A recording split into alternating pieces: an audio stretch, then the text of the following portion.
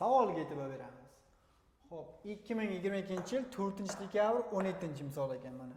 Mana shu modulli tengsizlikni qanoatlantiruvchi butun yechimlar nechta degan savol ekan. Qarang.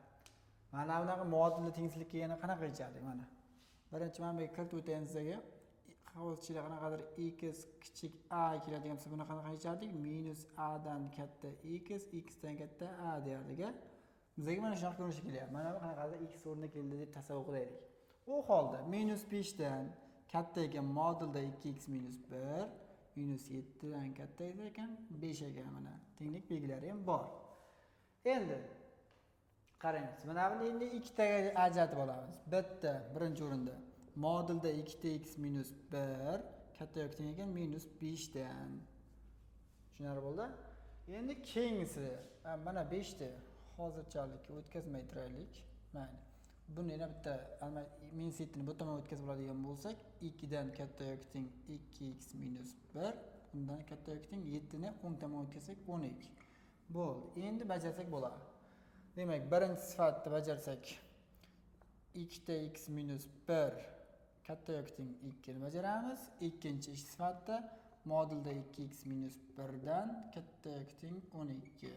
Mana shu ikkalasini yechib umumlashtirib javob olamiz. Qarang. Buni yechadigan bo'lsak nima degani? Xo'p, 2x minus 1 katta yoki teng 2. Demak, 2x imiz katta yoki teng 3 ekan, x imiz katta yoki teng ekan 3 taqsim 2. Bu birinchi holat. Keyingisi 2x minus 1 imiz kichik yoki teng bo'ladi minus 2 dan. 2x imiz kichik yoki teng minus 1 bo'lib qoladi mana. Buni ham yechib qo'ysak x kichik yoki teng minus 1 taqsim 2 dan ekanligi kelib chiqib qoladi.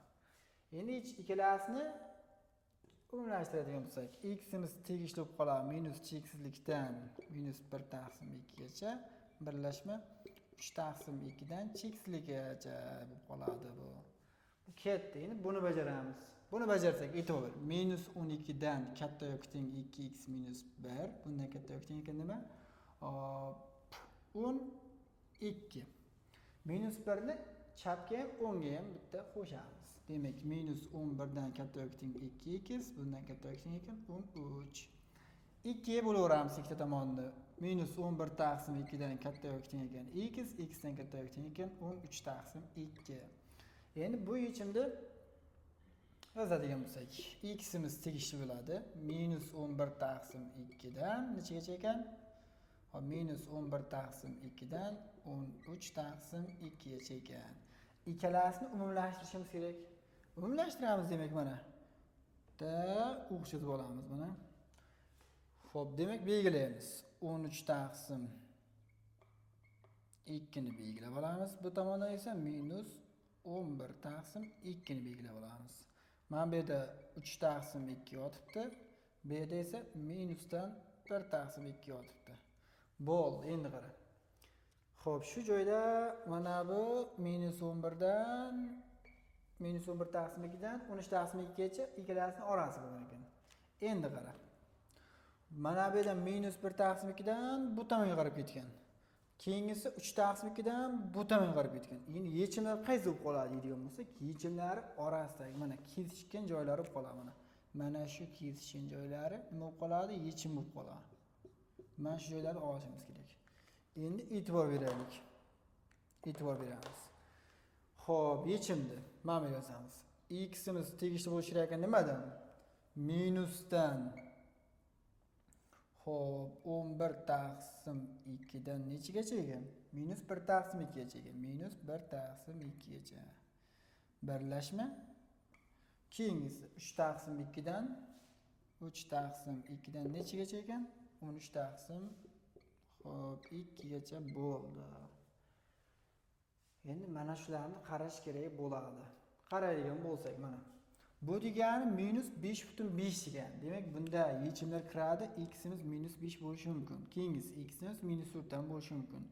X imiz xo'p minus 3 ham bo'lishi mumkin. X imiz minus 2 ham bo'lishi mumkin. X imiz minus 1 ham bo'lishi mumkin. Bu ketdi. Keyin 3 taqsim 2 dan katta bo'lishi kerak ekan. Bu 1,5 bo'lsa, keyin 2 dan boshlanadi. X imiz 2 bo'lishi mumkin. X imiz 3 bo'lishi mumkin. Keyingisi x imiz 4 bo'lishi mumkin. X imiz necha bo'lishi mumkin? Keyin 5 bo'lishi mumkin.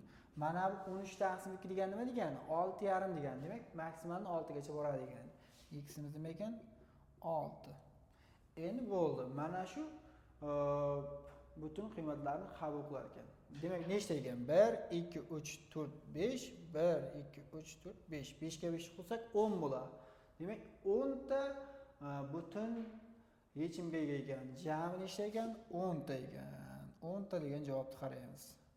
Demak, C javobga mos kelar ekan. Shu bilan mana 17-savolimuz ham o'z nihoyasiga yetdi.